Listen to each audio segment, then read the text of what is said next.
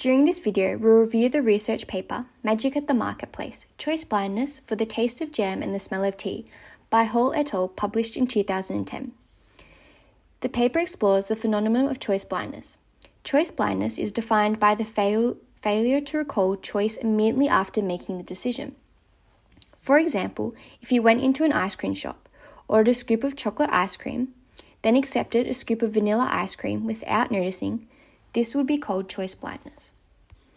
Hall et al.'s 2005 research paper was the first to demonstrate that people fail to notice the mismatches between intention and outcome within simple decision-making tasks. Participants in this study were shown a pair of female faces and were asked which one they found most attractive. In certain trials, a card magic trick was used to swap one face with another without the participant noticing. So now that the card they had chosen became the opposite to what they intended. It was noted whether participants noticed any changes in their choices.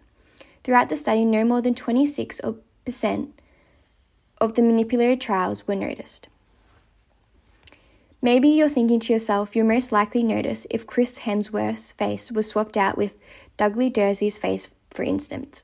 However, you probably take a more holistic approach to processing new faces, which will make it harder to notice these manipulated trials, particularly if similar facial characteristics were shared. This paper proposed an interesting question. If choice blindness occurred when holistically processing faces, would it suggest that choice blindness can be generalized to other visual stimuli?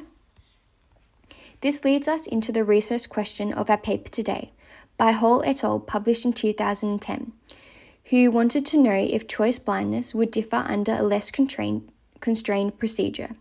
Therefore, they were interested in testing whether the phenomenon of choice blindness would extend to choices made in a more naturalistic setting.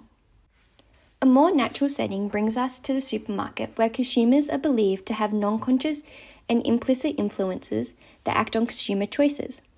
Recently, consumer psychology, the study of human behavior regarding consumer preferences and buying patterns, have suggested the importance to study the non-conscious influences on consumer choices. This experiment took place at a local supermarket, where passing consumers were asked if they would like to take part in a quality control test for various teas and jam products. The following steps took place. Participants took a sample of the first jam. Experimenter put lid back on the jam and flipped it upside down. The normal-looking jars has a lid on both ends with a divider in the middle separating the two flavors of jam. The participants sampled the second jam. The experimenter flips the second magic jar. The participants are asked which jam they prefer. Participants sampled the preferred jam again. However, because the jar has been flipped, they are now sampling the jam they did not prefer. During the experiment, only half of the participants took part in the manipulation trial, and the other half acted as a control for the non-manipulated trial, where the jams weren't flipped. Half of the participants also were told that they will get to take home their chosen jam as a gift for completing the quality control test. The jam being tested also comprised of 3 pairs of jam, each ranged in how different tasting the pairs of jams were from each other. Based on the research from previous studies, 3 hypotheses were suggested. Hypothesis 1 predicted that participants would fail to notice the change in their chosen jam in the manipulated trials. The second hypothesis suggested that participants with the incentive of taking home the chosen jam would lead to a higher detection rate in manipulation trials. The third hypothesis predicted that participants with more similar tasting paired jam would be less likely to detect manipulated trials than the jam that tasted more different from each other. The results showed that 1/3 of the manipulated trials were detected by participants, aligning with the main hypothesis, meaning that majority of the participants were blind to the difference in their intention choice flavor and the actual outcome of their choice, believing the flavor of their final sample correlated with their chosen one. Why did participants fail to notice so many mismatches? An answer could be that participants might have noticed more mismatches if the decision they were making was of greater importance to them. Research has shown that incentive increase engagement and attention in decision-making tasks.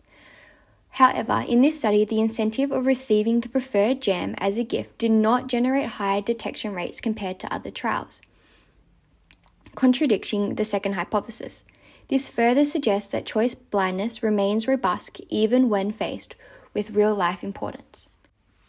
Perhaps these results are due to participants failing to notice any changes because they cannot tell the two flavors of jams apart in the first place. However, when participants were asked to rate how difficult they thought it was to distinguish between the two flavors after the main trial, participants found it very easy to differentiate between the two options. This is what makes the results so interesting, because it also has shown that even participants with remarkably different tasting jams, such as spicy cinnamon apple and bitter grapefruit, were no more likely to detect a change in their chosen jam. So even though participants are clearly able to detect the differences between flavors when asked later on, many still fail to notice receiving their non-preferred option during the trial. In summary, this paper demonstrates choice blindness for decisions between jam and tea at a local supermarket. These results answer the initial research question. Choice blindness can be generalized to other stimuli in a naturalistic environment. Furthermore, results in this experiment, in conjunction with other research, will help to resolve the current impasse of unconscious and conscious influences surrounding consumer psychology.